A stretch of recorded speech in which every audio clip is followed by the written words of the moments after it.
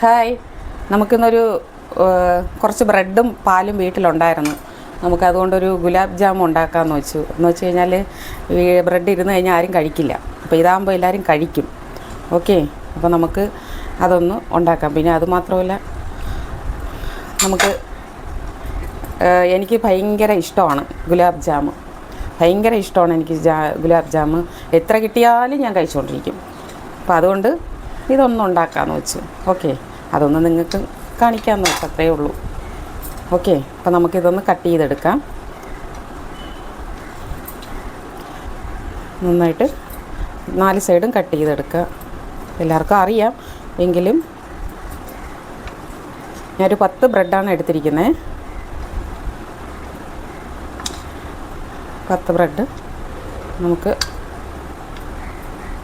നമുക്കിനി ഇത് ചെറുതായിട്ടൊന്ന് മുറിച്ചിട്ടിട്ട്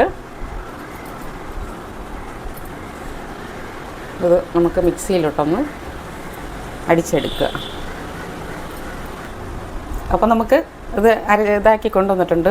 ബ്രെഡ് അരച്ച് നമുക്കിനി കുറേശ്ശെ പാൽ ഒഴിച്ച് ഒന്നൊന്ന് മിക്സ് ചെയ്യാം. ഓക്കെ, കൈ വെച്ചൊന്ന് മിക്സ് ചെയ്തെടുക്കുക. കുറച്ച് പാൽ ഒഴിച്ചാൽ മതി കേട്ടോ.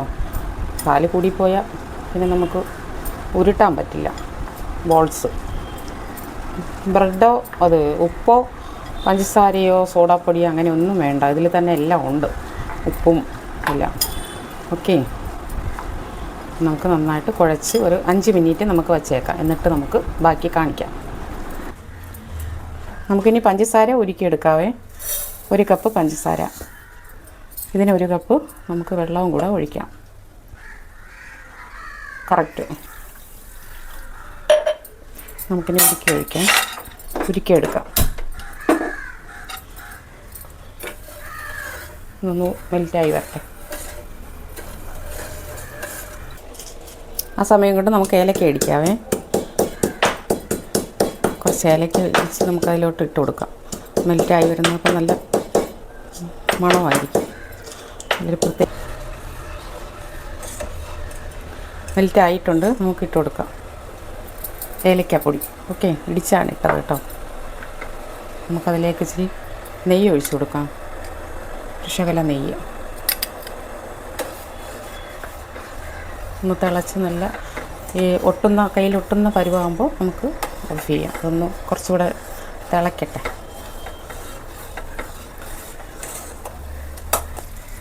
നമുക്കിത് മെൽറ്റായി നല്ല ഒട്ടിയിട്ടുണ്ടേ. നമുക്കിനി ഇത് അടച്ച് ഓഫ് ചെയ്തിട്ട് നമുക്ക് അടച്ച് വെച്ചേക്കാം. എന്നിട്ട് നമുക്കിനി ഗുലാബ് ജാമുൻ ഇതാക്കാം. നമ്മൾ പാലിൽ കുതിർക്കാൻ വെച്ചു, അത് കുതിർന്നിട്ടുണ്ട്. നമുക്ക് ഇതുപോലെ ഒട്ടാത്ത രീതിയിൽ എടുക്കുക കേട്ടോ. എന്നിട്ട് നമുക്കിതെല്ലാം ബോൾസാക്കി ഉരുട്ടിയെടുക്കാം. കുറച്ച് നെയ്യ് പുരട്ടുക. ചെറിയ ഇത്രയും വലുതും വേണ്ട ചെറുതും വേണ്ട, ഇടത്തരം. എന്നിട്ട് നമുക്ക് നല്ലതുപോലെ ഇതൊന്ന് ബോൾസാക്കി ഉരുട്ടിയെടുക്കാം. നല്ലതുപോലെ ഉരുട്ടുക.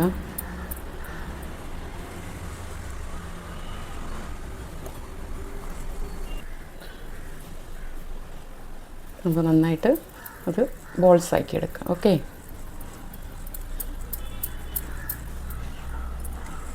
നമുക്കിതിനെല്ലാം ഉരുട്ടി വരാം. അപ്പോൾ നമ്മൾ ഉരുട്ടി വെച്ചിട്ടുണ്ട്. അപ്പോൾ നമുക്ക് എണ്ണ ഒഴിക്കാം.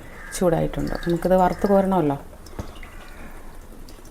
ആവശ്യത്തിന് എണ്ണ ഒഴിച്ച് കൊടുക്കാം. ഓക്കെ,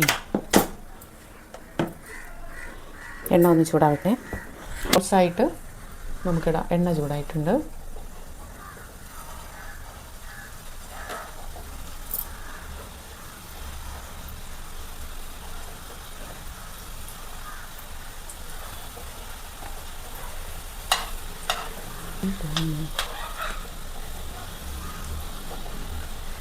എല്ലാം ഒരുമിച്ചിട്ടങ്ങ്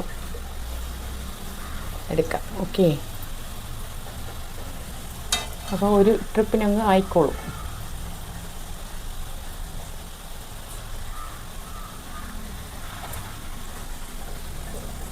തിരിച്ചിട്ട് കൊടുക്കുക. അല്ലെങ്കിൽ പെട്ടെന്ന് നമുക്ക് 4 സൈഡ് നമുക്ക് കവറാവണം.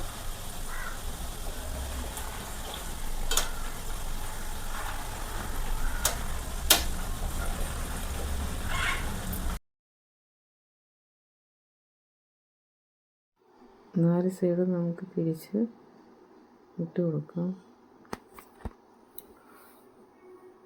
നല്ല ബ്രൗൺ കളറായിട്ട് നമുക്കിത് കോരിയെടുക്കാം. കുറച്ചും കൂടെ ആവാനുണ്ട്.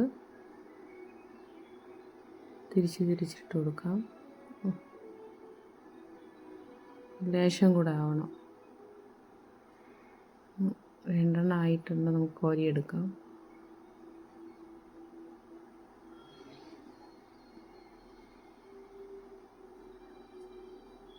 ആയിട്ടുണ്ട്.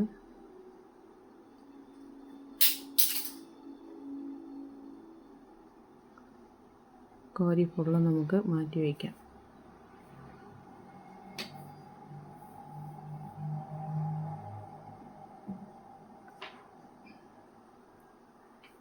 നല്ല കളറായിട്ടുണ്ട്.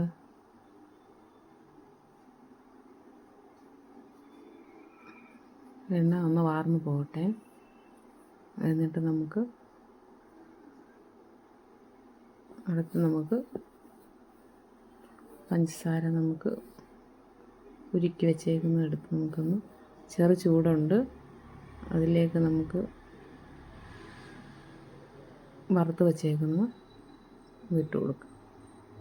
ബോൾസ് നന്നായിട്ട് മിക്സ് ചെയ്ത് കൊടുക്കുക.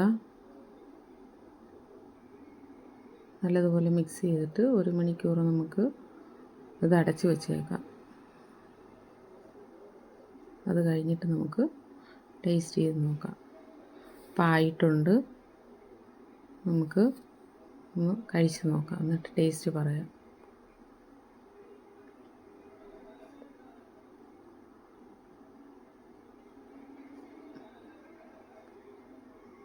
നിങ്ങളും കഴിച്ച് നോക്കാം.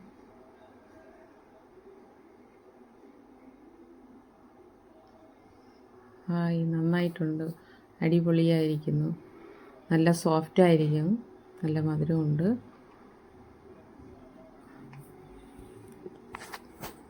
നല്ല ടേസ്റ്റുണ്ട്. അപ്പോൾ നിങ്ങൾ തന്നെ ഷെയർ ചെയ്യുക, സപ്പോർട്ട് ചെയ്യുക, ലൈക്ക് ചെയ്യുക. അടുത്ത പ്രാവശ്യം നല്ലൊരു ഡിഷുമായിട്ട് ഞാൻ വരുന്നതായിരിക്കും. ഇതുപോലെ നിങ്ങളൊന്ന് ഉണ്ടാക്കി നോക്കുക. എന്നിട്ട് കമൻറ്റ് ബോക്സിൽ വന്ന് അറിയിക്കുക. അപ്പോൾ നമുക്ക് അടുത്ത പ്രാവശ്യം കാണാം. Okay, by.